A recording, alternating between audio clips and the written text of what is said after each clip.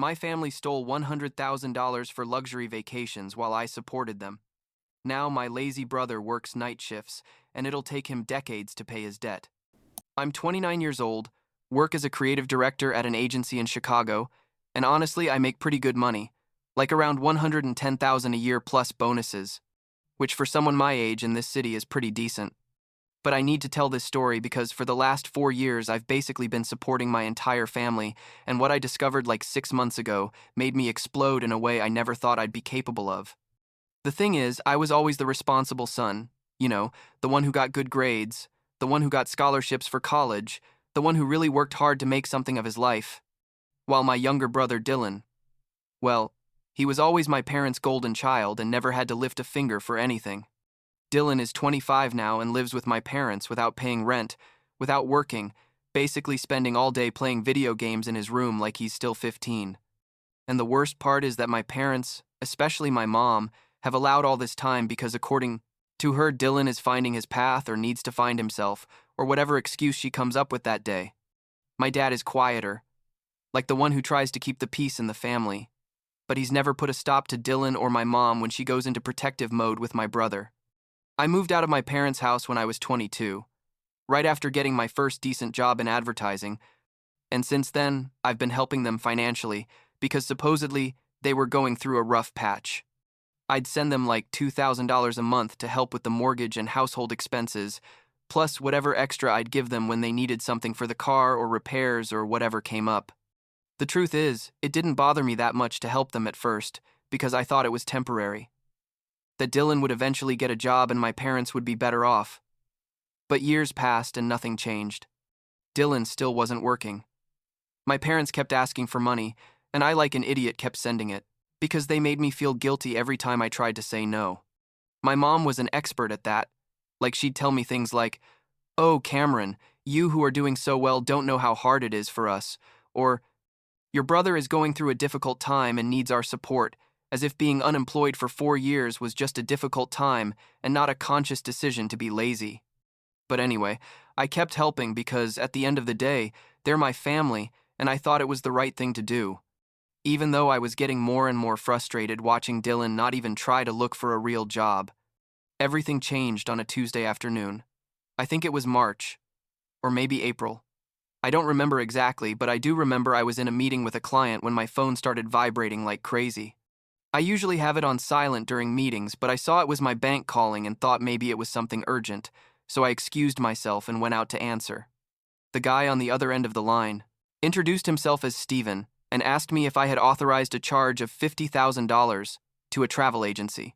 I literally went mute for like 10 seconds because, what? $50,000? To a travel agency? I told him no, that I definitely hadn't made any charge like that. And he told me they needed to verify because it was a very large amount and it had triggered their fraud detection systems. Stephen explained that the charge was for a Mediterranean cruise, with all the luxuries included, like premium package with excursions and everything, and that it had been processed like 72 hours earlier, but they were just detecting it as suspicious. I was in total shock. I mean, my mind was trying to process what the hell was going on because I hadn't lost my card. I had it in my wallet at that moment, and I hadn't authorized anything remotely like that. I told Stephen that was definitely fraud and that I needed to cancel that charge immediately, and he told me they were going to start an investigation, but first they needed me to go to the bank to fill out the paperwork and report it officially. I left work early that day. I didn't even go back to the meeting. I just sent a message to my assistant saying I had a family emergency, which was technically true, although I still didn't know the full magnitude of the situation. While I was driving to the bank, I started thinking who the hell could have used my card, and then something occurred to me that made me feel a pit in my stomach. Like 2 years before, I had given my credit card information to my parents for a medical emergency with my dad. Something with his back that needed treatment and insurance didn't cover it, and I had told them it was only for that. But technically they had access to all my card information because I had provided it completely. Number, security code, expiration date, everything. I got to the bank and Stephen met me in his office, a small cubicle with photos of his family and a puppy calendar on the wall, random detail, but I remember it perfectly. He showed me the charge on his computer, And sure enough, it was for a 21-day cruise through the Mediterranean, visiting like 8 different countries. With the most expensive cabin class and excursion packages at each port, the name on the reservation was my dad's, but the card used was mine. Stephen asked me if my father had authorization to use my card, and I told him he had it for a specific thing 2 years ago, but definitely not for this, and that I didn't know anything about any cruise. I left the bank feeling completely betrayed and furious, like my hands were shaking while I was driving, and I had to pull over because I felt like I was going to throw up or crash or both. I called my mom from the car and asked her directly if she knew anything about a $50,000 charge on my card for a cruise, and there was a silence on the other end that confirmed everything I needed to know.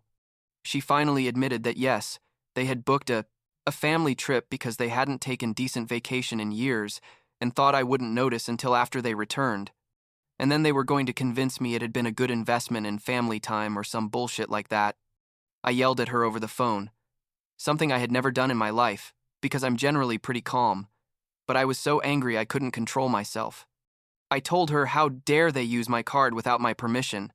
That was literally a crime, that it was fraud, and she started with her usual speech that I made good money, and they had sacrificed so much for me when I was a kid, and it was the least I could do for them. I told her that didn't give her the right to steal from me, because that's what they had done. They had stolen from me, and she started crying and saying I was being too harsh and didn't understand how hard it had been for them. I hung up the phone and drove straight to my parents' house, which was like 40 minutes from where I lived at the time.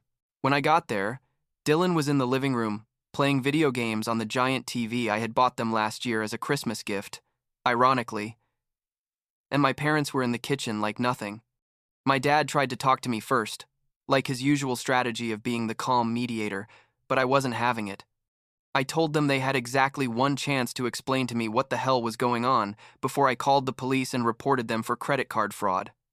My mom started explaining that they had planned this cruise as a surprise birthday gift for Dylan, who was turning 26 inches July, and they had thought it would be a perfect opportunity for the family to spend quality time together before Dylan finally got a job and started his professional career.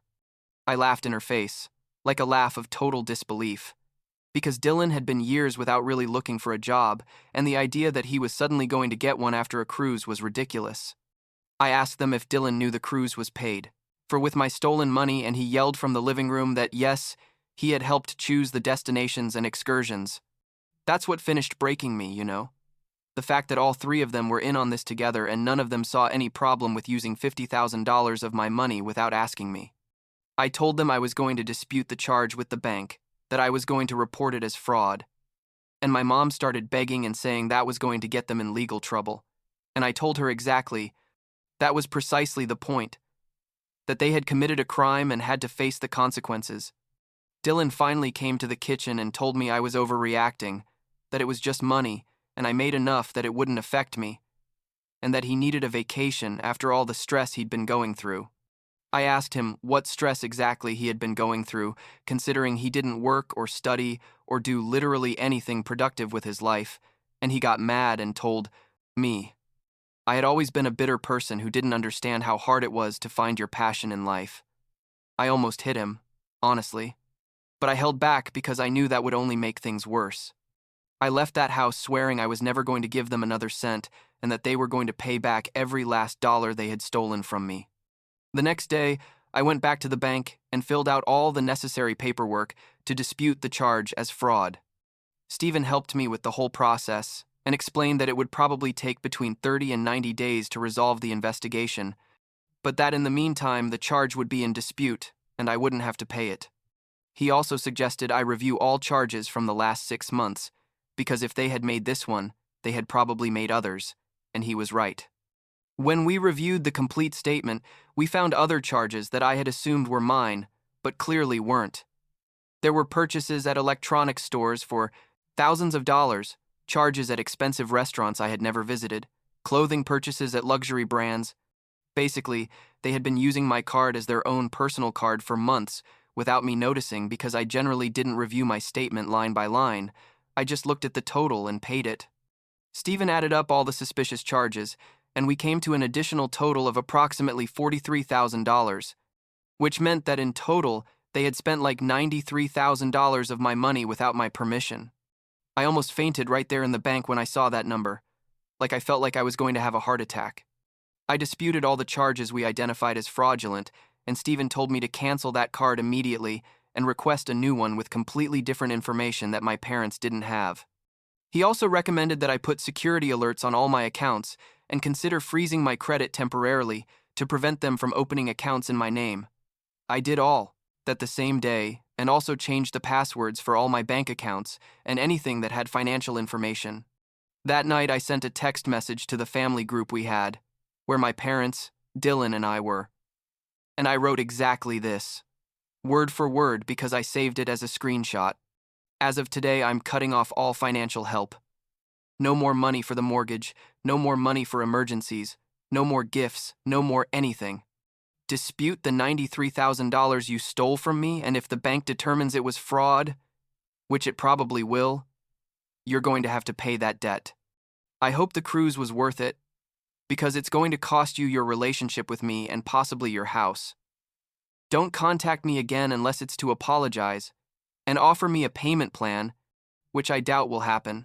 My mom started sending me private messages begging me to reconsider, saying they were going to lose the house without my monthly help, that they had depended on that money to pay their bills. My dad called me like 15 times, but I didn't answer any calls. Dylan sent me a message saying I was a shitty brother, and hopefully I'd never need help from them in the future. I blocked all three of them from my phone and all my social media because I didn't want to keep receiving their manipulative messages. 2 weeks later, I moved to a new apartment downtown Chicago, further from where my parents lived, in a building with a doorman and security because frankly I was afraid they'd try to show up at my door. The apartment was more expensive than where I lived before, but I didn't care. I'd rather spend my money on myself than keep supporting them. I furnished the place completely new, bought everything I wanted without feeling guilty. And honestly, for the first time in years, I felt truly free. Like a month after all this, the debt collector calls started. Turns out when the bank determined that it had indeed been fraud and reversed all the charges, the travel agency and the stores where they had bought things started going after my parents and Dylan to recover the money. The travel agency specifically canceled the cruise and sent them a bill for $50,000 plus last-minute cancellation penalties because they were like 3 weeks from the departure date when the charge was reversed. The other companies also started collecting their debts, and basically, my parents and Dylan found themselves with $93,000 in debt overnight. I found out about all this through my cousin Jennifer, who is the official family gossip and sent me updates every week, even though I had told her I didn't want to know anything. She told me that Dylan had to get a job for the first time in his life, that he had started working at a diner near my parents' house, flipping burgers for $12 an hour. It gave me a satisfaction I'm not going to deny. Like imagining Dylan in his work uniform serving tables after years of being a freeloader made me smile every time I thought about it. But the thing is, Dylan only lasted like 2 weeks at that job before quitting. Because according to him, his boss was a jerk, and the customers were rude, and the job was below his education level. Which is funny considering he didn't even finish college. After quitting, he went back to being unemployed, while debt collectors called the house day and night. Jennifer told me my parents had to change their home phone number because the calls were constant and were driving them crazy. Meanwhile, my parents started falling behind on mortgage payments because they no longer had my $2,000 monthly dollars they had been using to supplement their expenses. My dad had to get a part-time job at a hardware store because they were close to retirement age, but couldn't afford to retire now with all these debts. My mom tried to get a job too, but at her age, and without recent work experience, it was hard to find something that paid decent. Like 3 months after all this, my parents showed up at my new apartment on a Saturday morning. I don't know how they got my address because I hadn't given it to them. Probably Jennifer passed it to them or they found it somewhere. The doorman called to ask if they could come up, and I almost told him no, but decided maybe it was time to talk face to face and make things clear once and for all. When I opened the door, I saw them and they looked bad, like really bad. My mom had aged like 10 years and 3 months. She had dark circles and looked gaunt, and my dad looked defeated in a way I had never seen him. They came into my apartment and stood looking at everything like impressed. I guess because it was a much nicer place than where I lived before.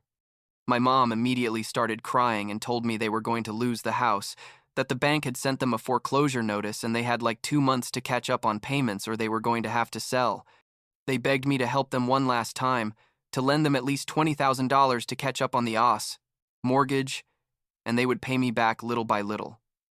My dad promised me that Dylan was going to get a real job and that between the three of them, they would pay me back every last cent. I listened to them without saying anything for like 10 minutes while they talked and cried and pleaded. And when they finished, I told them, no, that I definitely wasn't going to give them another cent. I explained that what they had done wasn't just a mistake or a bad decision. It was a crime, that they had stolen almost $100,000 from me, and the only reason I hadn't reported them to the police was because they were my family. But that was all the compassion they were going to get from me.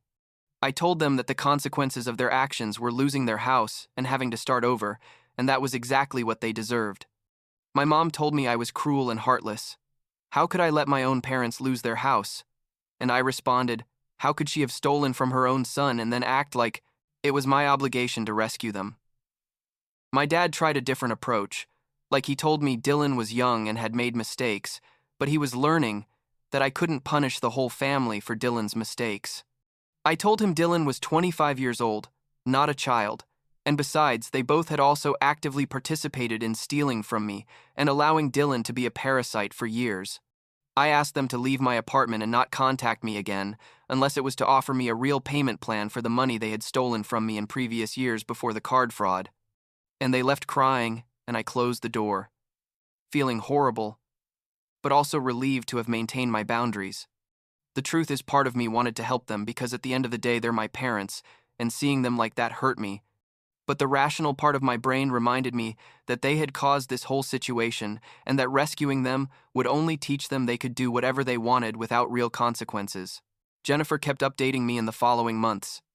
My parents ended up selling the house for less than it was worth because they needed the money quickly and moved to a small 2-bedroom apartment in a not-so-nice area of the city. Dylan had to move in with them, obviously, because he had neither money nor a job to get his own place. The debt collectors finally took Dylan to court, and the judge determined he owed the $93,000 plus legal and court costs, which added up to like another $5,000. The problem for Dylan is that without a job, he couldn't pay that debt, so the debt collectors kept pressuring him and threatening to seize anything of value he had. Dylan finally got a job at a warehouse doing night shifts because it was the only thing he found, and that's where he is now, earning like $15 an hour while the court garnishes like 25% of his paycheck to pay the debt, which means he's going to be paying that debt for years, probably decades. The most satisfying thing of all happened like 2 months ago when Jennifer sent me a video someone had taken of Dylan when they were repossessing his car, a 2018 Honda Civic that technically belonged to my parents, but Dylan used as if it were his. They had bought it with my stolen money, I found out later. And when they couldn't keep paying for it because they were using everything for the apartment rent and food, the finance company came to take it. In the video, you could see Dylan yelling and arguing with the tow truck guy in his work parking lot, and all his warehouse co-workers were watching the scene. I laughed for like 5 minutes watching that video. I'm not going to lie. Now it's been 6 months since I cut contact with them, and my life is honestly better than ever. I got a promotion at work to senior creative director with a $25,000 raise per year. I bought myself a new car. I'm dating someone I met at an art gallery. And for the first time in my adult life, I don't have the weight of supporting my family on my shoulders. Do I feel guilty sometimes? Yes. I'm not going to lie. There are moments when I think about my parents in that small apartment and I feel bad. But then I remember what they did to me, and the guilt goes away. Dylan is still working at the warehouse and living with my parents. My mom got a part-time job at a department store, and my dad is still at the hardware store. According to Jennifer, Dylan is finally starting to realize he's going to have to work for the rest of his life to pay off the debt he accumulated, and that his days of being the spoiled son who does nothing are over. My parents have told him that either he contributes to rent and expenses, or he finds another place to live, so apparently now he's giving them like half his paycheck after garnishment. Last week, my mom sent me a physical letter to my apartment. I don't know how, but she found my address again, where she asked for forgiveness and told me they had learned their lesson, and I understood why I was angry. It said she hoped that someday we could rebuild our relationship and that she accepted full responsibility for what happened. I haven't responded, and I don't know if I will. Part of me wants to believe they're really sorry, but another part, the part that carries the scar of this betrayal, can never trust them again. Did I do the right thing? I don't know. I still ask myself that sometimes, even today. But what I do know is that I finally set boundaries that I should have set years ago, and that for the first time in a long time, I'm living my life for me and not to support a family that saw me as an ATM. And that, I guess, has to be enough for now.